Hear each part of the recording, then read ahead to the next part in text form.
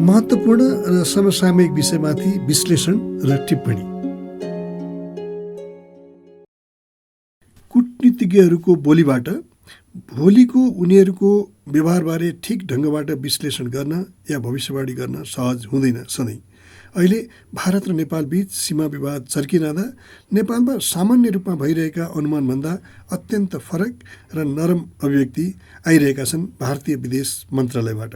कालापानी लिपुलेक लिम्पियाधुरा सीमा विवादबारे भारतको मान्यता पहिले नै अर्थात् 13 जुनमा स्पष्ट पारिएको र हाल प्रक्रियामा रहेका नागरिकता सम्बन्धी मामिलामा सिधै उत्तर नदिएर विदेश विभागका प्रवक्ताले नेपाल भारत बीचको प्रगाढ सांस्कृतिक सामाजिक सम्बन्धको कुरा गरे। केही वर्ष अघि खास गरेर 2005 यताको भारतीय अभिव्यक्ति र व्यवहारभन्दा एकदमै फरक देखिन्छ अहिले अनुराग श्रीवास्तव अथवा भारतीय विदेश विभागका प्रवक्ताका दुई अभिव्यक्ति। भारतले अक्सर उठाउँदै आएको भारतीय मूलका नेपालीहरूको अधिकार र रोटीबेटी सम्बन्धका विषयमा प्रवेश नै गरेनन् उनी। भारतका यी दुवै शैली र अभिव्यक्तिले नेपालमा तराईवासीप्रति अन्ततः अन्याय हुने वातावरण बनेको बारे भारत समयमै प्रष्ट हुन सकेन। तर त्यो कथन इतिहास, भूगोल र समाजशास्त्र तीनवटै हिसाबले त्रुटिपूर्ण छ। भारतीय मूल छुट्याउने बिन्दु के? प्रारम्भिक बिन्दु कुन? तराईमा विविधतापूर्ण आबादी छ। केही जातिहरू सीमाको उता र यता दुवैपट्टि छन्। अहिले पनि अधिकांश बिहेबारीहरू जात, जातीयता, कुटुम्ब र भौगोलिक सहजताका आधारमा परिवारले निर्णय गर्ने गर्छ। आपसी बिहेबारीको यो सामाजिक अभ्यास नेपालको तराई, बिहार, उत्तर प्रदेश र अर्कोतर्फ सुदूरपश्चिम तथा उत्तराखण्डबीच यथावत छ।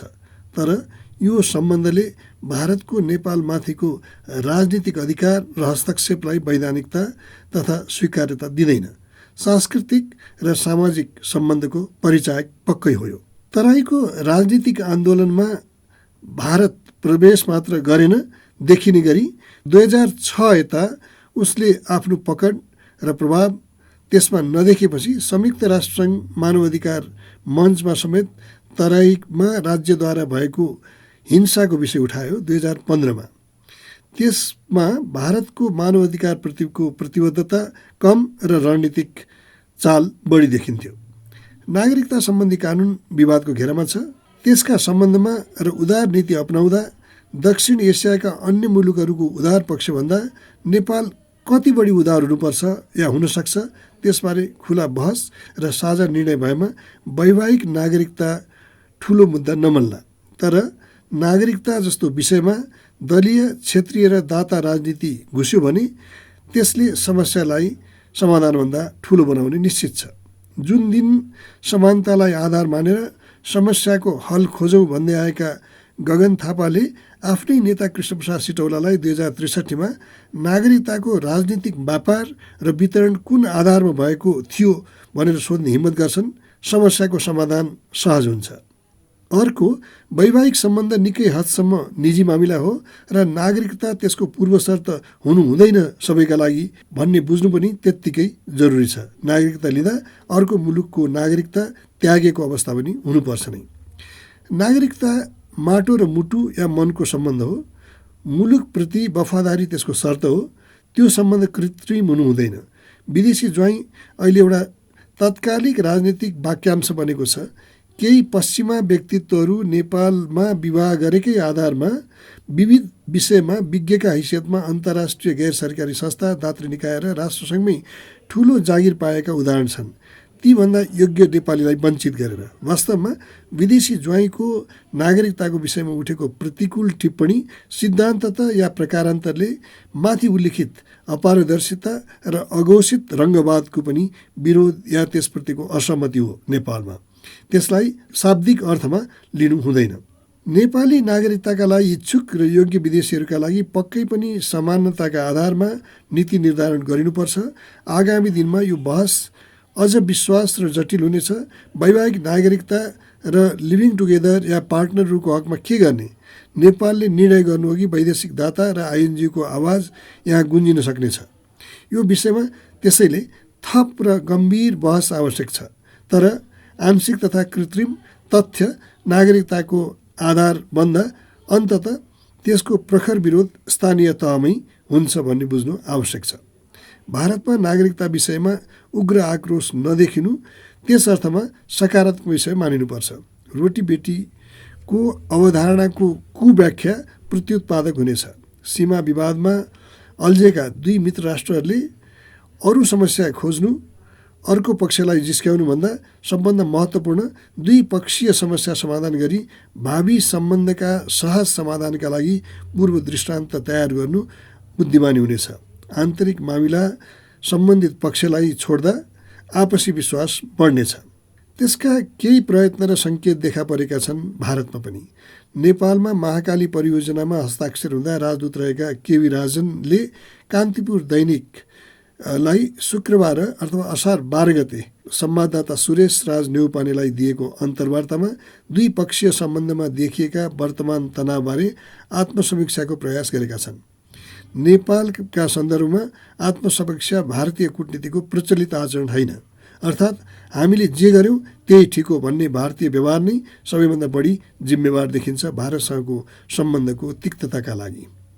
त्यस्तै शुक्रबारकै द हिन्दूको विचार पृष्ठमा पूर्व विदेश सचिव श्याम शरणले द मायोपिया अफ 2020 हाइन्डसाइट शीर्षकमा वर्तमानका आँखाले अतीतलाई हेर्न नहुने तर्कका साथ विदेश विभागको नेतृत्वमा आफू हुँदा भएका निर्णयबारे अहिले भइरहेका आलोचनाको जवाफ दिने कोसिस गरेका छन्।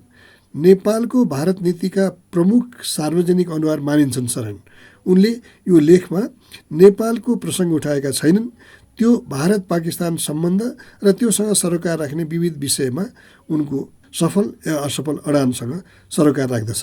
तर शरण पूर्ण रूपमा आफ्नो बचाउ या डिफेन्सिभमा जाँदा नेपाल नीतिबारे उनले खेपेको आलोचनाबारे उनी सचेत छैनन् भन्न सकिन्न। नेपालमा उनले आफ्नै सरकारले आतङ्कवादी भनेको शक्तिसँग सहकार्य गरे।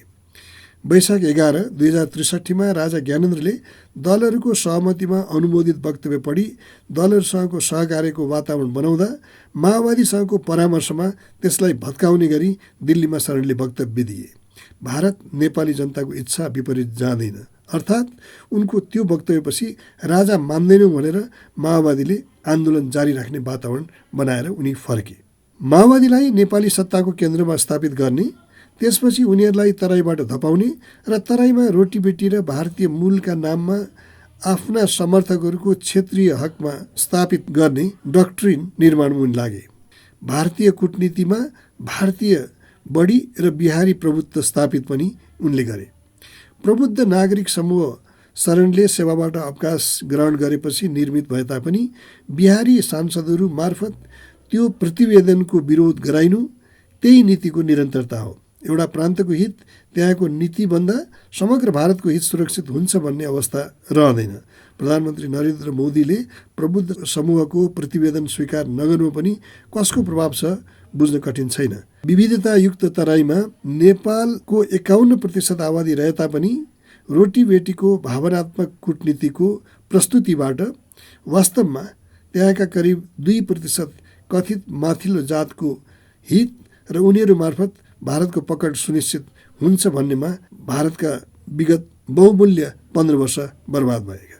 तराई त्यहाँका मूलवासी, आफूलाई मधेसी भन्न रुचाउनेहरू, आदिवासी, जनजाति, थारू, सन्थाल आर्थिक कारणले पहाडबाट पुस्तौँदेखि र त्यस्तै सीमावर्ती मुख्य रूपमा बिहार र उत्तर प्रदेशबाट बसाइ सरेकाहरूको सामूहिक आवास हो। तर भारतीय नीति अन्तर्गत पछिल्लो श्रेणी तथा केही साना समूह र व्यक्तिहरूलाई सत्तामा स्थापित गर्दा भारतको व्यापक हित सुरक्षित र संरक्षित छ भन्ने सन्देश दिन खोजियो।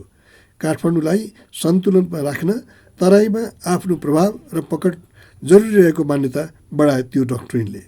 तर संसदमा हालै देखिएको सरिता गिरी र गङ्गा चौधरी सद्गौवा बीचको वाकयुद्ध प्रकारान्तरले त्यही भारतीय नीतिको पक्ष र विपक्षको अभिव्यक्ति थियो। त्यो त्रुटिपूर्ण मान्यता र नीतिबाट आफूलाई अलग गर्ने कोसिस भारतले गरिरहेको हो त अहिले। तर बोली र अभिव्यक्तिसँग मिल्दा व्यवहार स्पष्ट देखिनु आवश्यक हुन्छ। सीमा विवाद चर्किरहेका बेला खास गरी नेपालले नयाँ नक्सा प्रकाशन र संविधान संशोधन गरेपछि के भारतले नेपालमा अर्को नाकाबन्दी त नगर्ला भन्ने आशंका यहाँ नदेखिएका होइन। तर सन् 2015 र विक्रमसम्म 2072मा नाकाबन्दी गर्दा नेपालमा देखा परेको भारत विरोध र त्यसले लिएको राष्ट्रवादको स्वरूप अनि त्यसबाट ओलीले हासिल गरेको चुनावी तथा राजनीतिक फाइदाबारे भारत अनभिज्ञ छैन। हुनसक्छ केपी ओली सरकारसँग वार्ता गर्ने भारतको इच्छा नहोला, तर नेपालको सत्ता र नेतृत्वमा हेरफेर गर्न पहिला जस्तो सक्रियता वा चलखेल देखिएमा त्यो भारतको ठुलो पराजय र उसले नरुचाएको ओलीको अर्को विजयको कारण हुनेछ राजनीतिक रूपमा। तर यसपल्ट आफूलाई डिफेन्सिभ रूपमा प्रस्तुत गरेका श्याम शरणले एउटा राम्रो अवसर दिएका छन् भारतीय प्रधानमन्त्री नरेन्द्र मोदीलाई केही चुनौतीका साथ। अतीतलाई वर्तमानको नजरले हेर्दा अटल बिहारी वाजपेयीको सन् 2003मा पाकिस्तानप्रति मित्रताको हात बढाउने अभिव्यक्ति, या मोदीले सन् 2015मा नवाज शरीफको जन्मदिनमा गरेको आकस्मिक लाहोर भ्रमण, वा मोदीले सन् 2018मा गरेको वुहान भ्रमणलाई आलोचना गर्न मिल्छ र? भावी परिस्थितिका आधारमा शरणको प्रश्नलाई जायज र नाजायज मान्ने समूह र व्यक्ति होलान्, तर उनले नेपालको प्रसङ्ग नकोट्याउनु अकारण होइन। जवाबदेहिता बिनाको हस्तक्षेप अर्थात् नेपालमा हिजोको अवस्थामा विवाद बनेको थिएन, तर अब यो विवादको विषय बनेको छ। त्यसैले उनैले षड्यन्त्रका खुड्किला खनेर सत्तामा पुर्याएका माओवादी, एमाले र काङ्ग्रेस भारतसँग टाढिएका छन् र नेपाली जनता पनि कूटनीतिमा एउटा बाहिरी शक्तिको अग्रसक्रियतामा सधैँ प्रसन्न हुने अवस्था रहँदैन। नेपालमा भएको परिवर्तनको श्रेय लिँदै आएका व्यक्तिले प्रतिकूल परिस्थितिमा यसको दोष पनि लिनुपर्ने हुन्छ। त्यसैले शरणलाई नेपालको वर्तमान सन्दर्भमा उनी अतीतको नीति र व्यवहारको घेरामा पर्ने नै छन्। आगामी दिनमा सम्भवतः भारतीय सुरक्षा, परराष्ट्र र बाह्य सम्बन्धका संवेदनशील विषयमा आरोप प्रत्यारोपको एउटा चरण प्रारम्भ हुन सक्ला त्यहाँ उनको प्रस्तुतिको सेरोफेरोमा। त्यसबेला कतिले अतीतलाई वर्तमानको आँखाबाट हेर्लान् र कतिपयले वस्तुनिष्ठ तरिकाले भारतीय नीतिको विश्लेषण गर्लान्। चाख र चासोको विषय हुनेछ र नेपालमा उनको नीति र त्यसमा निहित षड्यन्त्रबाट राजनीतिक लाभ र सत्ता पाउनेहरू पनि यो प्रसङ्गमा पक्कै मुसिनेछन्।